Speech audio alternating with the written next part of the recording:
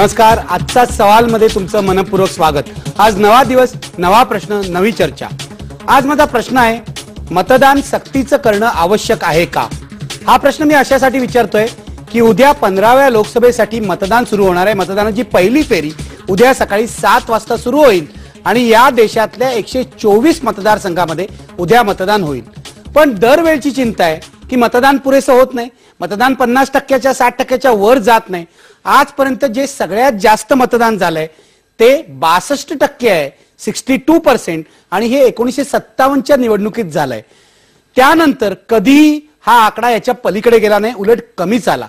त्यामुळे हा चिंतेचा विषय आहे की लोक मतदान का करत नाहीत. मतदानासाठी उच्चभ्रू लोक, सुशिक्षित लोक बाहेर का येत नाहीत. मतदानापासून गरिबांना वंचित का केलं जातं. म्हणूनच सुप्रीम कोर्टामध्ये एक याचिका करण्यात आली आहे मतदान सक्तीचं करावं म्हणून.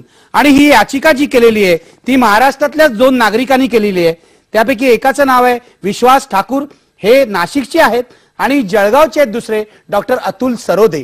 आज विश्वास ठाकूर माझ्याबरोबर आमच्या नाशिकच्या स्टुडिओमध्ये आहेत आणि माझ्याबरोबर इतरही नामवंत पाहुणे आहेत माझ्या स्टुडिओमध्ये आहेत. काँग्रेसचे प्रवक्ते अनंत गाडगीळ माझ्यासोबत बांद्राहून आहेत, नामवंत वकील ॲडव्होकेट माजिद मेमन माझ्यासोबत ठाण्याहून आहेत, रामभाऊ माळगी प्रबोधिनीचे संचालक विनय सहस्त्रबुद्धे.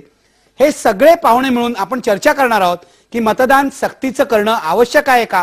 सर्वोच्च न्यायालयामध्ये या पिटिशनची सुनावणी 17 तारखेला म्हणजे परवा आहे, हे आपण लक्षात घ्यायला हवं. मी सुरुवातीला जातोय नाशिकला विश्वास ठाकूर यांच्याकडे. विश्वास ठाकूर यांनी ही याचिका का केली हे मला त्यांना विचारायचं आहे. त्यांची भूमिका त्यांनी स्पष्ट करायला हवी. विश्वास ठाकूर, काय म्हणणं आहे तुमचं? माझं म्हणणं याच्यातलं असं आहे की आपण जर मागच्या 3 लोकसभेच्या निवडणुका जर बघितल्या तर आपल्याला असं लक्षात येईल की सातत्याने मतदानाचं प्रमाण हे घटतं आहे. म्हणजे 58%, 56%, 55% अशा प्रकारचं मतदान आता आपल्याला होताना दिसतं आहे. आणि हे सुदृढ लोकशाहीमध्ये चांगलं लक्षण आहे असं मला वाटत नाही.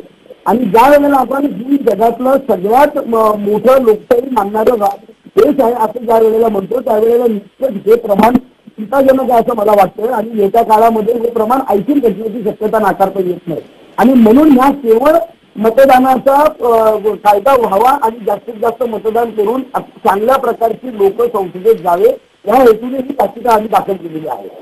तुम्ही याचिका चांगल्या हेतूने दाखल केली आहे. मला तुम्हाला विचारायचं आहे, तुम्ही इतर देशांचेही दाखले दिलेत जिथे मतदान अनिवार्य आहे. कोणकोणत्या देशात मतदान अनिवार्य आहे? साधारण 20 देशांमध्ये आहे. त्याच्यामध्ये आपण बघितलं तर ऑस्ट्रेलिया, अर्जेंटिना आहे, सिंगापूर या देशामध्ये हे मतदान 100% त्यांनी कंपल्शन त्याच्यामध्ये केलेलं आहे.